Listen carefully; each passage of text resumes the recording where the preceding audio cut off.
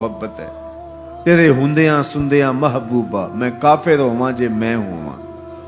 اپنی نفی کرنے کا نام بھی تو محبت ہے. لیکن میں اپنی خواہشات کا پتلا ہوں اور عاشق رسول بھی ہوں. کیسی عجیب کہانی ہے. میں اپنی آرزوؤں کا بندہ بھی ہوں اور عاشق رسول ہوں. کیسی عجیب کہانی ہے. جب ان کے ہو گئے پھر اپنا کچھ نہ رہا. محبوب کی رضا میں اپنے آپ کو گم کرنے کا نام محبت ہے. جب ان کے ہوئے تو پھر زندگی کا جمال، زندگی کا نور نصیب ہوا. زندگی کی حقیقتیں ہاتھ آ گئی. میں عاشق رسول کہلاتا ہوں. حج اور عمرے بھی کرتا ہوں. میں 1.25 مرتبہ جو ہے وہ ہر ہفتے میں درود بھی پڑھتا ہوں. میں محفل میلاد کرواتا ہوں. پوری دنیا کے نعت خواں جمع کرتا ہوں. لیکن حضور کی سنت چہرے پہ سجانے کی توفیق نہیں ہے. مجھے حضور علیہ الصلوۃ والسلام کے بتائے ہوئے طریقے کو اختیار کرنے کی ضرورت نہیں ہے. صاحب سوچیں کہیں آپ اپنے آپ سے دھوکہ تو نہیں کر رہے. ان سے تو نہیں کیا جا سکتا. ان سے دھوکہ کون کرے. وہ تو جانتے ہیں کون کہاں کھڑا ہے. میرے حضور بولے یاری لا تو پاک نبی سنگ اے پر پوری یاری. یاری لا تو پاک نبی سنگ اے پر پوری یاری. پھر درود قبول ہے تیرا لکھ نہ لو ایک بار. پھر نہ 1,00,000 مرتبہ پڑھنا، ایک بار ہی پڑھ لینا وہ بھی قبول ہے. اشہد بلال عند اللہ اشہد. پھر بلال کا اشہد بھی قبول ہے. وہ چہرہ اور چہرے کا دل نہیں دیکھتے، بندے کا دل دیکھتے ہیں. تو جب تم اپنے باطن کو حضور کے نام پہ لگاؤ گے تو پھر ایک ایک عمل ان کی سنت کی اتباع میں. یہ صوفی کی علامات ہیں. رنگ برنگے کپڑے پہن لینے سے صوفی نہیں بنتا. مختلف رنگوں کے پٹکے باندھ لینے سے صوفی نہیں بنتا. صاحب بھنگ گھوٹ کر پینے سے صوفی نہیں بنتا. ڈھول کی تھاپک پر ناچنے اور رقص کرنے سے صوفی نہیں بنتا. مختلف تصوف کی اصطلاحات کو یاد کر لینے سے صوفی نہیں بنتا. محمد عربی کی غلامی سے صوفی بنتا ہے. حضور کی چوکھٹ کی فقیری سے صوفی بنتا ہے. طائف کے بازاروں میں لوگوں نے پتھر تک مارے، نالین خون سے زخمی ہو گئے، اور ادھر سے حکم بھی آتا ہے محبوب بولو تو صحیح. ان پہاڑوں کو ایسے جو ہے وہ جوڑیں گے کہ یہ درمیان میں پس کے رہ جائیں گے. عذاب کے فرشتے حاضر ہو کے پیشکش کرتے ہیں، لیکن میرے حضور فرماتے ہیں نہیں، میں رحمت بن کے آیا ہوں. وہی رحمت للعالمین نبی فتح مکہ کے دن حکم دیتے ہیں کہ ابن خطل کو قتل کر دو، اس کی لونڈیوں کو قتل کر دو. یہ حضور کا گستاخ تھا. ہجب کیا کرتی تھی اس کی لونڈیاں، گا گا کے حضور کی اہانت کیا کرتی تھی. اس نے سوچا بچنے کی کوئی صورت نہیں ہے تو کعبۃ اللہ کے پردے کے اندر چھپ گیا. پوچھا گیا یہ تو کعبہ کے پردے کے اندر چھپ گیا ہے، یہاں پناہ لے لی ہے. کہا یہیں سے نکال کے قتل کر دو. یہ میرے نبی کا اختیار ہے. حضور چاہیں تو معاف کر دیں، حضور چاہیں تو حکم صادر کریں کہ ان پر حد جاری کر دی جائے، ان کو سزا دی جائے. اس لیے ہمارے اوپر لازم ہے کہ جس کا جرم ثابت ہو جائے اس کو قرار واقعی سزا دی جائے. ایک تو بات یہ ہوئی کہ جو عمومی طور پہ مختلف جگہوں پہ بیٹھ کے یہ چیختے ہیں کہ حضور نے تو معاف کر دیا، تو آپ معاف کیوں نہیں کرتے؟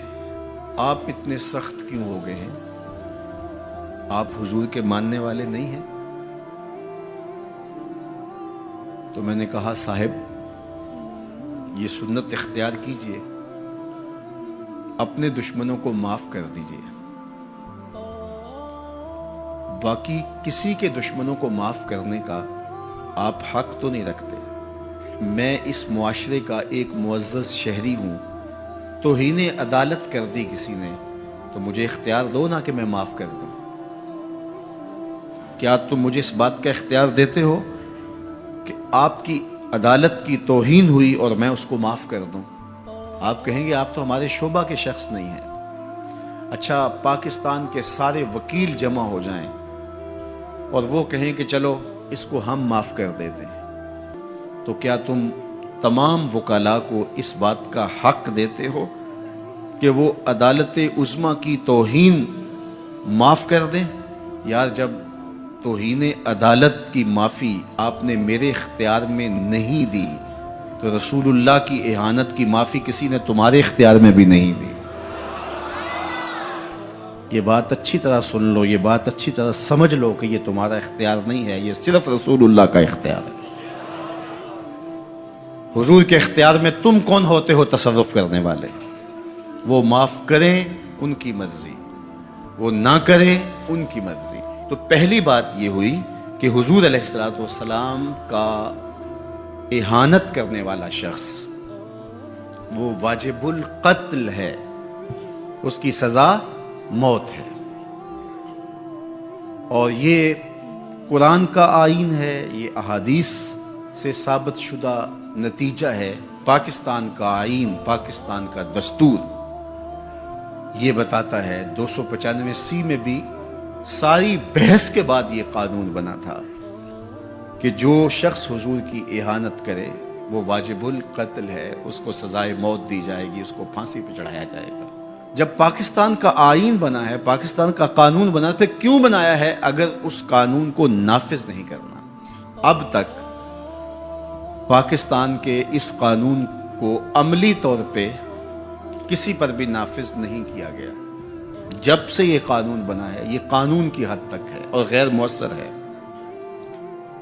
اور یہاں سزائے موت ہوئی بھی تو پاکستان کی اعلیٰ عدالت نے اس کا جس اجلت میں فیصلہ کیا وہ آپ کے سامنے ہے. اس فیصلے نے امت مسلمہ کو دکھی بھی کیا ہے، مضطرب بھی کیا ہے، عدالتوں سے لوگوں کا اعتماد بھی اٹھ گیا ہے. اور دوسری بات، ان حالات کے اندر پاکستان کے وزیر اعظم نے جس طرح جلتی پر تیل ڈالا ہے اور جس طرح کی گفتگو کی ہے، کیا ایک وزیر اعظم کو یہ زیبا ہے؟ رعایا اولاد کی طرح ہوتی ہے. اس تقریر نے جلتی پر تیل کا کام کیا. تیسری بات میں آپ سے یہ کہنا چاہوں گا کہ اس وقت ہم پراکسی وار میں ہیں. ہمارا دشمن ہمارے وجود کو برداشت نہیں کرتا. ہم ایٹمی قوت ہیں اور وہ ہمیں صفحہ ہستی سے مٹانا چاہتا ہے. پاکستان کے اندر یہ جو آئین 295 ہے، مغرب کو ایک آنکھ نہیں بھاتا اور وہ چاہتے ہیں کہ یہ قانون غیر مؤثر تو ہے ہی ہے، یہ قانون ختم بھی ہو جائے. اور ایک تیر سے وہ کئی شکار کرنا چاہتے ہیں کہ قانون بھی توڑ دیا جائے اور یہ وطن بھی توڑ دیا جائے. لیکن ہمیں سوچنا ہے حضور سے ہمارا رشتہ لازوال ہے اور یہ ملک بھی اپنا ہے. اس لیے احتجاج ہمارا جمہوری اور آئینی حق ہے اور اس کو ہم جس انداز میں بہتر سمجھتے ہیں احتجاج ریکارڈ کروانا چاہیے. کسی نے بیان دے دیا، کسی نے تحریر لکھ دی، کسی نے کالم لکھا، کسی نے میڈیا پہ آ کے اپنے جذبات کا اظہار کیا، کسی نے اداروں کو پیغام دیا، کسی نے احتجاجی مظاہرہ کر کے جلوس نکال کر کے اعلان کیا، کسی نے دکان بند کر کے اس بات کا اعلان کیا کہ ہم تمہارے اس فیصلے کو قبول نہیں کرتے. تو یہ ہمارا آئینی جمہوری دستوری حق ہے کہ ہم اپنے جذبات کا اظہار کریں.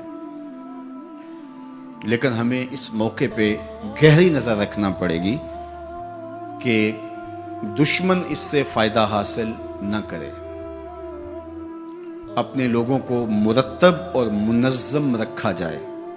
جذبات کے اس ماحول کے اندر بھی ہم اپنی گفتگو کو پورے غور و فکر کے ساتھ تول کے بولنے کا مزاج بنائیں.